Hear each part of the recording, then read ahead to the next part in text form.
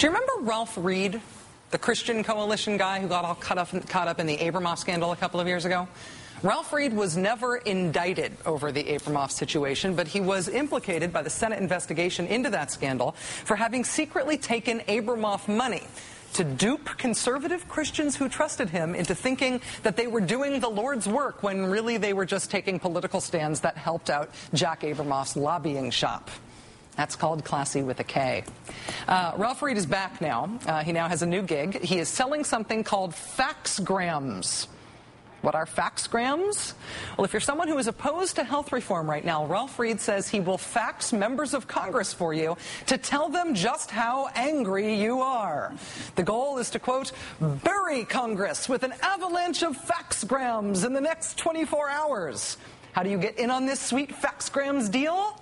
Easy. Just click that red box. It says, quote, I would like you to put my name on an emergency faxgram today to every member of Congress, including my congressman and my 2 U.S. senators, for $24.95.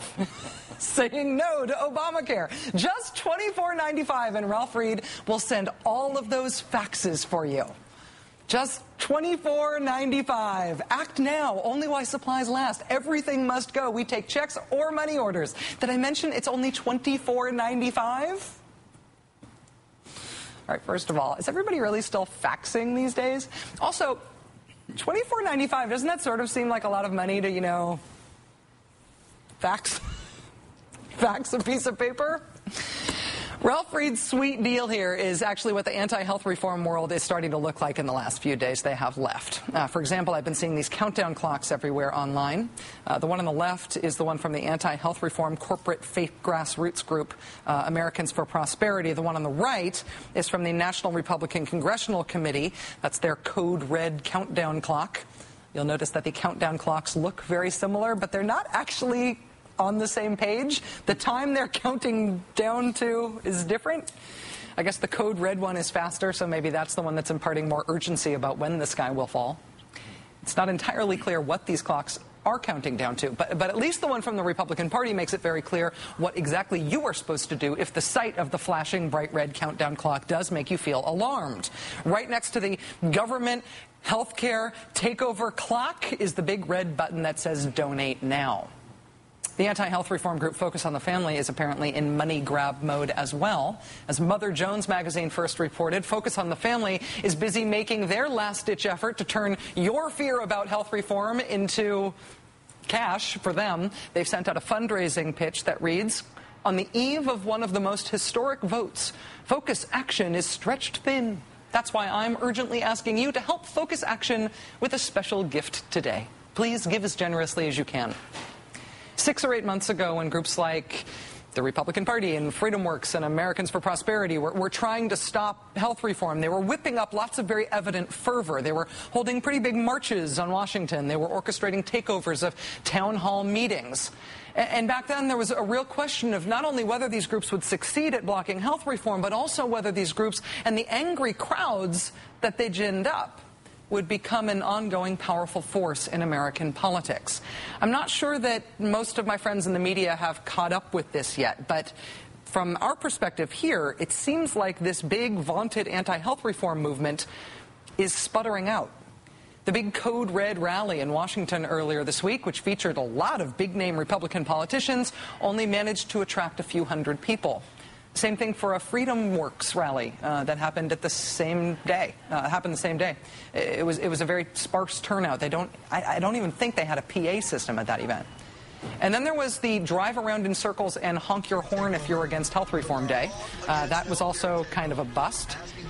We had an inkling of this back in December when we were in Washington to cover a supposedly massive die-in that was going to happen on Capitol Hill.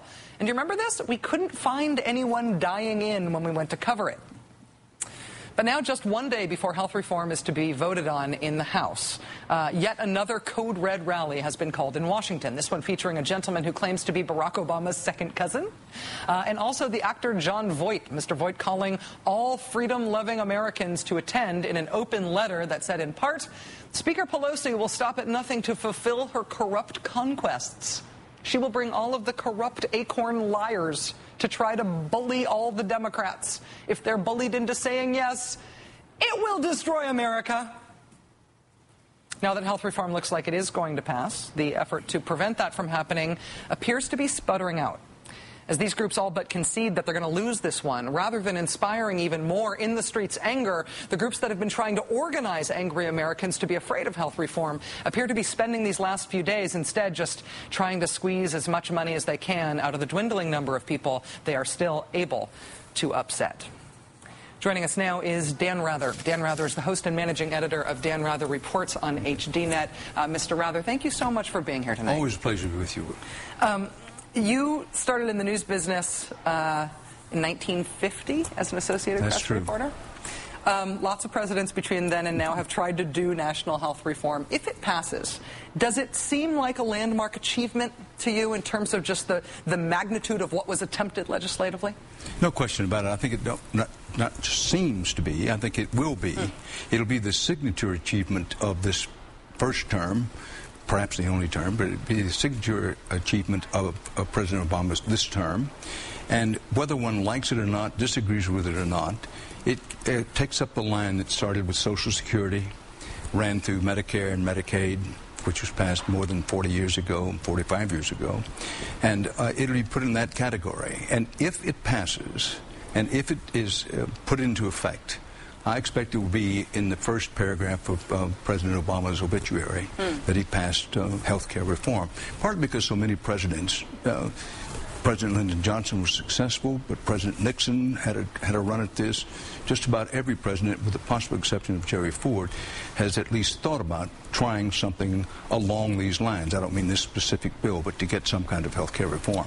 When Lyndon Johnson was able to get Medicare passed in 1965, is there any useful comparison to make or contrast to draw between the political environment in which he was able to make that happen in 65 and the environment in which Obama has been able to presumably make this happen in 2010? Well, there's certainly a lot of contrasts. First of all, remember that President Johnson got this landmark legislation, Medicare and Medicaid, passed in the wake of the assassination of President Kennedy. Yes. He ascended to the presidency, and the country was aching to not only appear to be, but to be united. So that's one thing. I have my doubts whether President Johnson could have gotten Medicare and Medicare passed if it had not been for the assassination of President Kennedy and the mood the country was in after that.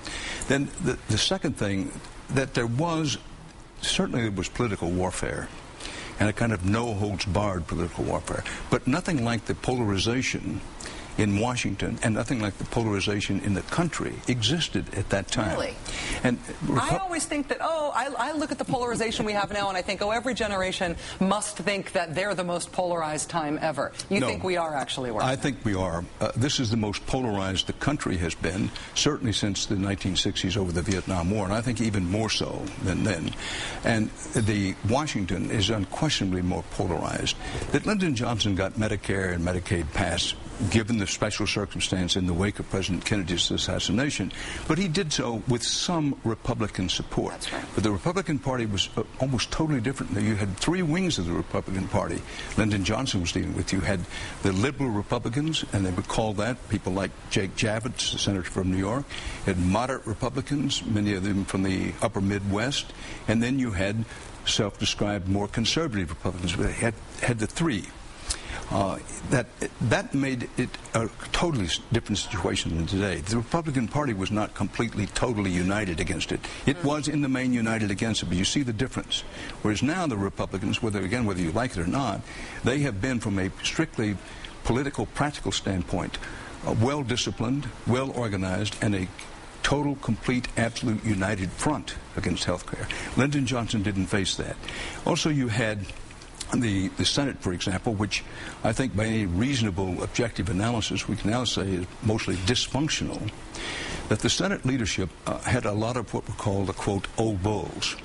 That the Senate changed a lot in the early 1970s, but in this period in the 1960s when Medicare and Medicaid were passed, that the seniority system was much stronger. You had a lot of people who'd been in the Senate and the House for a long time, some of them 35 or 40 years. And President Johnson himself had been a congressman and a senator for a very long time. So almost a completely different landscape from which President Obama is operating today. One very little noticed announcement, or report, I guess, about Senate Democrats that happened within the past week or so. We haven't even covered it on the show, but I've been thinking about it ever since I noticed it. And it was a report that Senate Democrats said, starting next Congress, they were not going to give out chairmanships on the basis of seniority anymore. They were essentially going to dole them out on the basis of who wanted what, who best deserved it, who was going to be most legislatively effective. That would completely not only move us away from the old bull system that you're talking about there, it would erase it. What do you think the impact of that would be on how our government works? Well, first of all, I think you're more likely to see Fidel Castro ride through here on a giraffe than you are to see that happen.